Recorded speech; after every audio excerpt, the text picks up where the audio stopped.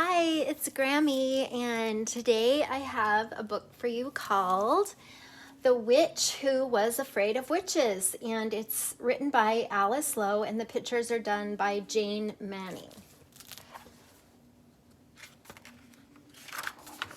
Oh, it's a chapter one. Number 1, the Witch Sisters. Wendy was the youngest witch in her family. She had the weakest witch power, and she was afraid of witches. Older, bossy, mean witches like her two sisters. Her oldest sister, Polly, knew everything. She knew where to get the best sassafras wood for broomsticks and the best frog's toes for witch's brew, and she knew the best books for witch's spells too. One day, Polly was going to the sassafras grove. "Take me with you," Wendy begged. Polly said, "You're too young. You don't even have the right kind of wood in your broomstick. You don't know anything, and you'll never learn." Wendy's middle sister, Wog, knew how to do everything best. She flew the fastest of any witch in the valley and cackled the loudest. She cackled, "I'll get you." And she really got you. And she used her most frightening voice to make her spells work the best. "Teach me how to say spells in that frightening voice," Wendy begged. But Wog said, "Your voice is too weak. You don't even know how to cackle."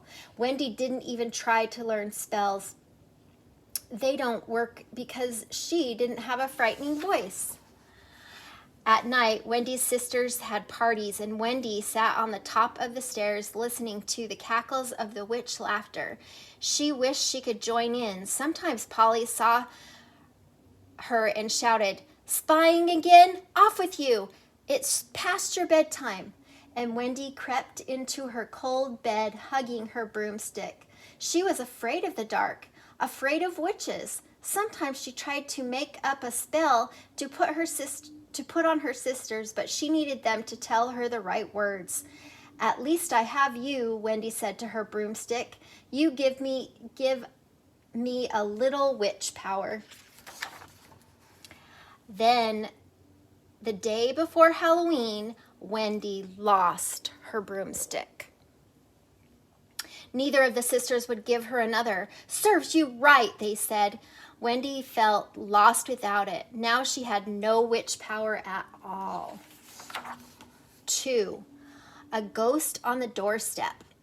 On Halloween night, Wendy's sister said, "We're going to the city where there are more people to scare." "Take me with you," Wendy said. "Please?" "How can you go with us when you don't have a broomstick?" Polly asked. "Can't I ride with you?" asked Wendy. "No, you would make the broomstick too heavy. Stay here and don't let any trick-or-treaters in. They eat our candy and squirt shaving cream on the rug." Wendy wasn't afraid of trick-or-treaters. She was much more afraid of witches. "Turn off the lights, lock the door, and put out the fire," Polly said. "It will look like nobody's home." Wendy did as Polly said, and she sat in the dark, shivering. She wished she had her broomstick for company. There was a knock on the door. "Trick or treat!" Voices shouted. Wendy called, "There's nobody home." "You're home," said a ghost on the doorstep. "Well, I'm nobody," Wendy said. "Is that what you are for Halloween?" asked the ghost. "Are you nobody?" "Yes," Wendy said. But I'm dressed as a witch." "Why don't you come trick-or-treating with me?" asked the ghost. "I'm Roger, and my best friend Billy went trick-or-treating with his other best friend. Let's follow him and scare them." "That sounds good to me," Wendy said, "though I'm not very good at scaring people. Mostly I'm scared of witches."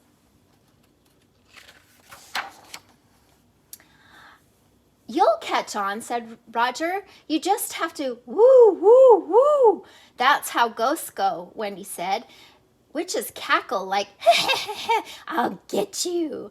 "Ooh, very good," said Roger. "You sound like a real witch." "I do?" Wendy asked. "I never thought I could cackle before, but I can't be a real witch without a broomstick. I lost mine." "If that's all you need, We have an old one at home. Come on, said Roger. 3, at Roger's house. They walked up the hill to Roger's house. Roger's mother gave Wendy hot chocolate and candied apples and a broomstick. Roger said, get on, let's see you ride. I'm not good at riding broomsticks, Wendy said, afraid to try. I have no witch power. Take the broomstick anyway, he said. Wendy took the broomstick, but she didn't sit on it. The old broomstick wouldn't give any witch power. Go on, sit on it, said Roger. It's fun. Okay, Wendy said. After all, Roger didn't expect her to do anything but pretend and have fun. And she sat on the broomstick and, ha ha ha ha, I'll get you.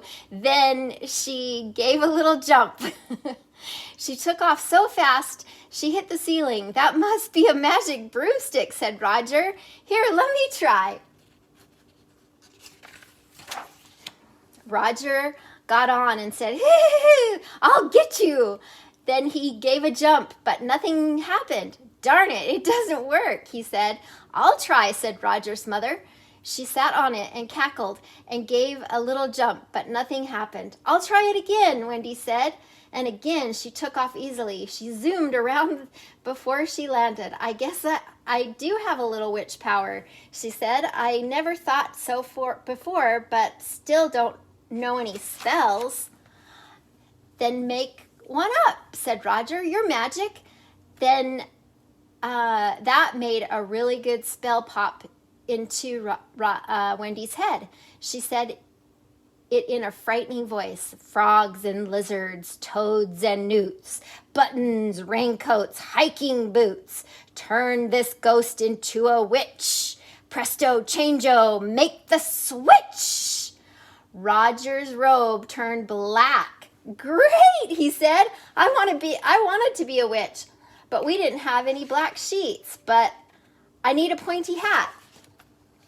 Oh, that's easy, Wendy said. I don't even have to think about that one. Stew and brew and cat and bat. Give this witch a pointy hat. Great, said Roger. Now let's fly. Be careful, said the new witch's mother. Don't fly too fast. We won't, they said as Wendy steered the broomstick out the window. First, they swooped over the trees and made the leaves fall off, and then they swooped into the party where Billy and his other friends were ducking for apples. Billy and his friend were so scared they ran home crying. Suddenly, the clock struck midnight. I'd better fly you home, Wendy said. I want to come home with you and keep on being a witch, said Roger. You are a real witch, aren't you? Yes, I'm a real witch with my own witch power, Wendy said. I just found that out and you helped, but I have to turn you back into a ghost and take you home. Your mother would miss you. Boiled figs and toasted toast. Turn the witch back into a ghost. Wow, Roger said. Thanks. And you can keep the broomstick. Thanks a lot, said Wendy. See you next Halloween. Wendy flew home and went to sleep without worrying about witches. She wasn't afraid of witches anymore. Number 4, 2 strong spells. Wendy woke up. It was still dark outside and her sisters weren't home. It's far too late for them to be out, she said. They may be older, but they have no sense. I will have to teach them a thing or two. She took her time making up 2 spells. They weren't as fancy as the spells her sister Polly found in books, but Wendy knew they had special power because they were her own. Snakes and cakes and pumpkin pie. Older sisters, you can't fly. Salt and pepper, bouncing ball. Middle sister, you will fall. Oh dear, Wendy said. I forgot to say the spells in a really frightening voice. I hope they work. An hour later, her sisters came limping home. Wendy's spell had worked. The strangest thing happened. Polly said, all of a sudden, I couldn't take off my broomstick. It was too heavy. I took off, Wog said, but the wind blew my broomstick away. My broomstick blew away too, Polly said. We had to walk. Oh, my feet, Wog said. I feel funny all over, as if I had lost my witch power. Now I know how you feel without your broomstick. That's over now, Wendy said. I found a pretty good broomstick. That's just an old kitchen broomstick, Polly said. Well, it works for me, Wendy said. It couldn't possibly, said Polly. Polly got on, but she couldn't take off. I knew it was no good, she said. Wog got on, but she couldn't take off. Then Wendy got on, and she said, I'll get you, in her own voice. Then she gave a little jump, and Wendy zoomed out the window and back in. She had flown faster than her sisters ever had. How can it be? Polly asked. I thought I knew everything. That broomstick isn't even made of sassafras. How could it be? Wog asked. I thought I knew how to do everything best. Wendy didn't even use a frightening voice. Wendy felt sorry for her sisters. You probably are tired, she said. Get a good sleep, and tomorrow you'll be able to fly. In bed, Wendy made up 2 spells to take off the spells of her sister. Oldest sister, you can fly. All you have to do is try. Middle sister, flying's fun. The spell I made is now undone. Number 5. The next day, they went to the sassafras grove to cut 2 sticks for brooms. This one is best, Polly said. Now I'll be able to fly again, she did. Wog found another stick, and she sat on it, and it mumble, mumble, tumble, tumble in a frightening voice. Now I'll be able to fly again, and she did. Wendy took off too on her old kitchen broomstick. Wendy never told them about her spells. It was enough to know that her older sisters thought she knew everything, but didn't, and that her middle sister thought she could do everything best, but she didn't. And she never told them that she had found her own special witch power. She didn't have to. They knew she was different, and they treated her differently, just like one of them. That's the end. I hope you like this story. Please subscribe to our channel and like the video.